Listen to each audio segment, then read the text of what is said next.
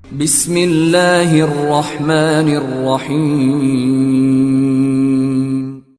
In the name of Allah, the Beneficent, the Merciful. الحمد لله وكفى وسلام على عباده الذين اصطفى ما بعد. فقد قال الله تبارك وتعالى في القرآن المجيد والفرقان الحميد: اعوذ بالله من الشيطان الرجيم، بسم الله الرحمن الرحيم. ان كنتم تحبون الله فاتبعوني يحببكم الله ويغفر لكم ذنوبكم والله غفور رحيم. وعن انس رضي الله تعالى عنه قال: قال رسول الله صلى الله عليه وسلم: يا بني ان قدرت ان تصبح وتمسي وليس في قلبك غش لأحد فافعل. ثم قال: وذلك من سنتي، ومن أحب سنتي فقد أحبني، ومن أحبني كان معي في الجنة، او كما قال صلی اللہ علیہ وسلم. محترم حضرات، میں نے جو حدیث نقل کی ہے اس کے راوی ہیں حضرت انس رضی اللہ تعالیٰ عنہ، جنہوں نے تقریباً 10 سال تک رسول اللہ صلی اللہ علیہ وسلم کی خدمت فرمائی. جب حضور صلی اللہ علیہ وسلم ہجرت فرما کر مدینہ منورہ تشریف لائے تو اس وقت ان کی عمر صرف 9-10 سال کی تھی. ان کی والدہ نے حضور اکرم صلی اللہ علیہ وسلم کی خدمت میں بھیج دیا تھا کہ وہ آپ صلی اللہ علیہ وسلم کی خدمت کیا کریں. چنانچہ تقریباً 10 سال تک وہ رسول اللہ صلی اللہ علیہ وسلم کی خدمت میں رہے. حضرت انس رضی اللہ تعالی عنہ پر رسول اللہ صلی اللہ علیہ وسلم بہت زیادہ شفقت فرماتے تھے. انس رضی اللہ تعالی عنہ خود کہتے ہیں کہ کبھی حضور اکرم صلی اللہ علیہ وسلم نے مجھ سے باس پرس نہیں کی کہ تم نے فلاں کام کیوں کیا ہے اور فلانا کام تم نے کیوں نہیں کیا. ہمیشہ آپ نے میرے سے شفقت سے معاملہ کیا.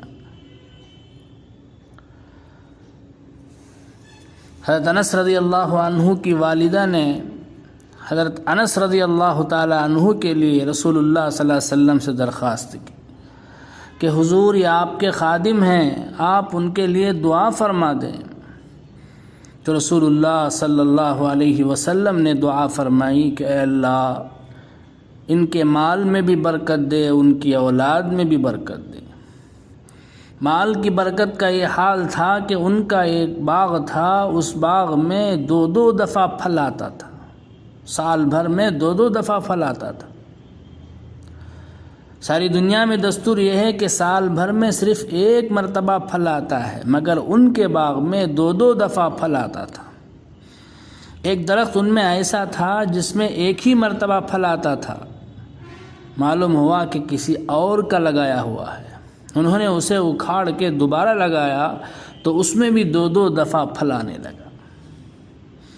اولاد کی برکت کا حال یہ تھا کہ وہ خود بتلاتے ہیں کہ حجاج ابن یوسف کے زمانے میں 120 اولاد کو میں نے براہ راست اپنے ہاتھ سے دفن کی. اولاد سے اولاد پیدا ہوتی چلی جا رہی ہے. جس وقت ایک طواف کرتے تھے بیت اللہ شریف کا تو ان کی اولاد 7 ہوتی تھی تو پورا مطاف بھر جاتا تھا. اتنی اولاد اللہ نے ان کو عطا فرمائی. ان پر حضور اکرم صلی اللہ علیہ وسلم نے بڑی شفقتیں فرمائی ہیں. انہی شفقتوں میں سے ایک شفقت یہ ہے کہ آپ صلی اللہ علیہ وسلم نے انہیں خاص طور پر نصیحت کی: یا بنیا ان قدرت ان تصبح وتمسی وليس في قلبك غش لأحد فافعل. اے بیٹے، اگر تو ایسا کر سکے کہ صبح یا شام کو تیرے دل میں کسی کی طرف سے کوئی کدورت نہ ہو تو کرو. سب کی طرف سے دل صاف رکھو. حضور اکرم صلی اللہ علیہ وسلم نے بڑی اعلیٰ درجے کی نصیحت فرمائی ہے۔ حضور کی نصیحت سب اعلیٰ درجے کی ہوتی ہے، ساری ہی کارآمد ہوتی ہیں، لیکن اس حدیث کے اندر اللہ کے نبی صلی اللہ علیہ وسلم نے بڑی ہی کارآمد بات بتائی ہے کہ کسی کی طرف سے دل میں کدورت رکھنا، غیظ و غضب رکھنا، کھوٹ رکھنا، یہ نہیں ہونا چاہیے۔ آج ہمارا حال کچھ اور ہے۔ کوئی شخص ہمیں سلام بھی کر لیتا ہے راستے میں تو سمجھتے ہیں کہ ضرور اس کی کوئی غرض ہوگی، جو اس نے سلام کیا ہے ویسے تھوڑے ہی کوئی سلام کرتا ہے۔ اس لیے فرمایا کہ اگر تجھ سے ایسا ہو سکے کہ تو اس حال میں صبح کرے کہ تیرے دل میں کسی کی طرف سے کوئی کھوٹ نہ ہو، اس حال میں شام کرے کہ کسی کی طرف سے کوئی کھوٹ نہ ہو، یہ کرو۔ پھر فرمایا وذالک من سنتی، بیٹے یہ میری سنت ہے۔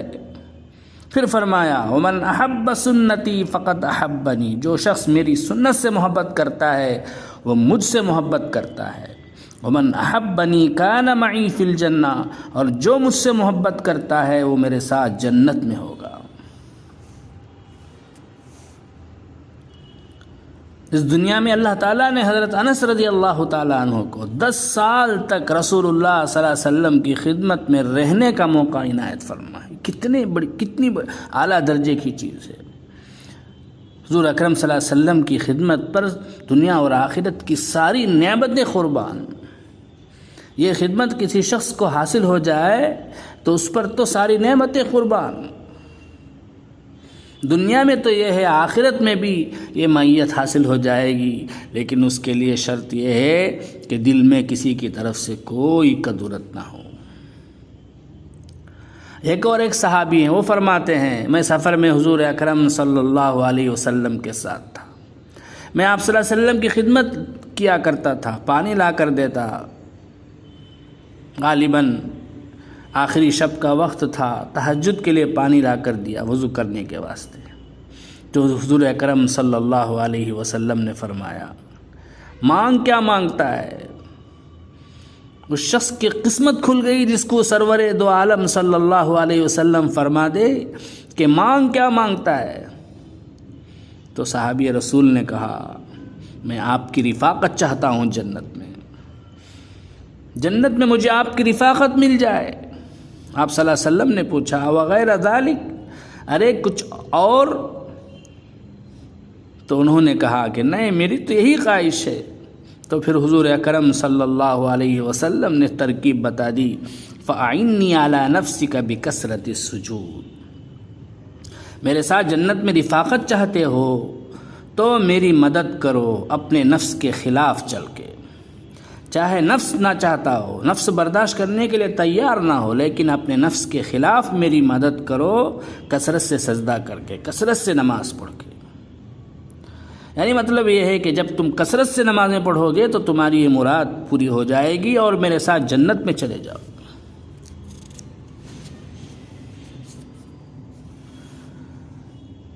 تو بزرگوں اور دوستو، حضور اکرم صلی اللہ علیہ وسلم نے حضرت انس رضی اللہ عنہ کے جو نصیحت فرمائی اور ایک بڑی گر کی بات بتا دی کہ ذالک من سنتی فمن احب سنتی فقد احبنی ومن احبنی کان معی فی الجنہ۔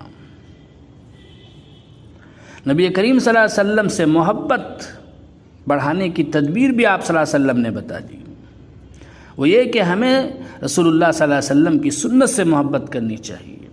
رسول اللہ صلی اللہ علیہ وسلم کی سنتوں کو جس قدر بھی آدمی محبوب رکھے گا اسی قدر رسول اللہ صلی اللہ علیہ وسلم سے محبت زیادہ ہوگی۔ دونوں راستے ہیں، ایک راستہ یہ بھی ہے کہ حضور صلی اللہ علیہ وسلم سے محبت ہو تو خود بخود حضور صلی اللہ علیہ وسلم کی سنت سے بھی محبت ہو جائے گی، اور دوسرا راستہ یہ بھی ہے کہ حضور اکرم صلی اللہ علیہ وسلم کی سنت سے محبت کی جائے تو حضور کی محبت بھی نصیب ہوگی۔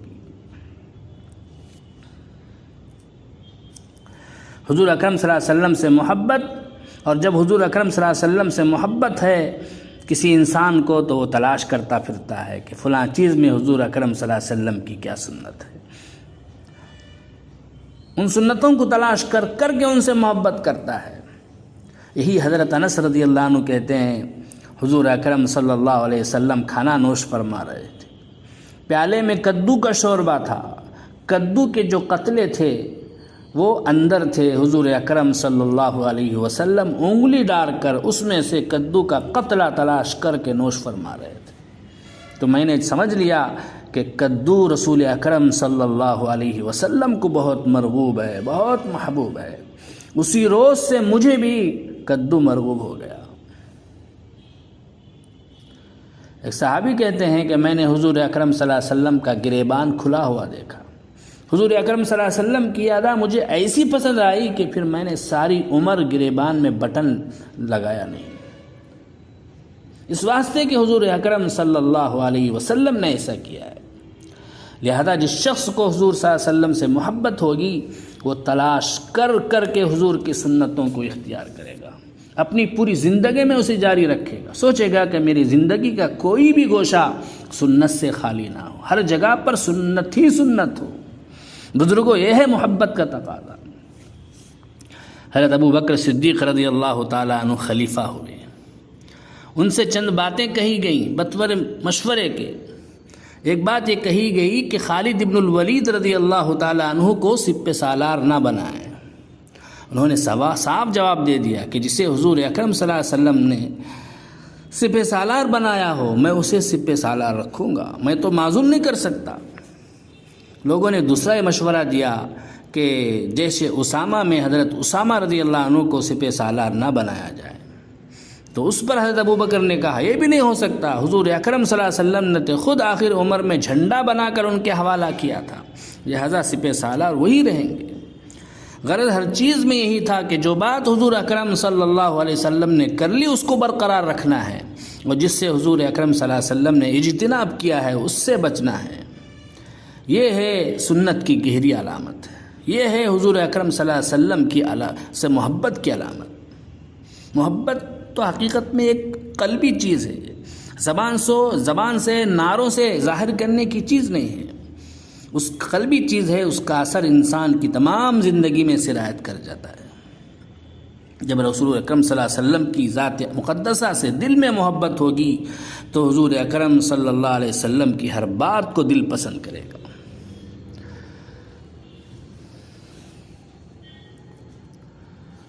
اللہ تبارک و تعالیٰ قرآن پاک میں فرماتے ہیں قُلْ إِن كُنتُمْ تُحِبُّونَ اللَّهَ فَاتَّبِعُونِي يُحْبِبْكُمُ اللَّهُ وَيَغْفِرْ لَكُمْ ذُنُوبَكُمْ وَاللَّهُ غَفُورٌ رَحِيمٌ۔ اے لوگو، اللہ کے رسول کا اتباع کرو، اللہ تم سے محبت کریں گے۔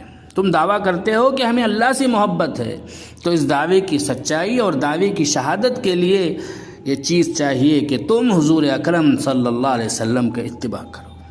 اس پر نتیجہ کیا مرتب ہوگا؟ یہ کہ اللہ تم سے محبت کرے گا۔ جس وقت قرآن پاک نازل ہو رہا تھا اس وقت 3 قسم کے آدمی تھے، یہودی، نصارہ، مشرکین۔ یہودی کہتے تھے قالت الیہود عزیر ابن اللہ، یہود کہتے تھے کہ عزیر علیہ السلام اللہ کے بیٹے ہیں۔ قالت النصارى المسیح ابن اللہ، نصارہ کہتے تھے کہ عیسیٰ علیہ السلام اللہ کے بیٹے ہیں۔ ان سے پوچھا گیا تم حضرت عیسیٰ علیہ السلام، حضرت عزیر علیہ السلام کی پرستش کیوں کرتے ہو؟ وہ کہتے ہیں کہ یہ اللہ کے مقرب بندے ہیں، ہمیں تو اللہ کی محبت اور اللہ کی اطاعت چاہیے، یہ چونکہ اللہ تک پہنچنے کا ذریعہ ہیں اس لیے ہم ان کی پرستش کرتے ہیں۔ تیسرا مشرکین کا فرقہ ہے، وہ کہتے تھے ما نعبدهم الا ليقربونا الى الله زلفا، ہم جو بتوں کی پوجا پاٹ کرتے ہیں ہم ان کو براہ راست معبود نہیں کہتے بلکہ یہ اللہ کے قرب کا ذریعہ ہے، ان سے ہماری رسائی خدا تک ہو جاتی ہے اس لیے ہم ان کی پوجا پاٹ کرتے ہیں۔ تو ان سب فرقوں کا مقصد یہ تھا کہ ہمیں اللہ ہی کی عبادت کرنی ہے، رسالتاً ہمارا تعلق اللہ ہی سے ہے، ہمیں اللہ ہی سے محبت ہے۔ تو بزرگوں، اللہ سے محبت کرنے کا طریقہ قرآن کریم نے بتایا کہ جو طریقے ان لوگوں نے، ان فرقوں نے اختیار کر رکھے ہیں وہ سب غلط ہیں۔ اگر تمہیں اللہ سے محبت کرنی ہے، اللہ کے محبوب کو تمہیں اپنے آپ کو بنانا ہے تو اس کا طریقہ یہ ہے کہ تم رسول اللہ صلی اللہ علیہ وسلم کا اتباع کرو۔ فاتبعونی یحببکم اللہ ویغفر لکم ذنوبکم واللہ غفور رحیم۔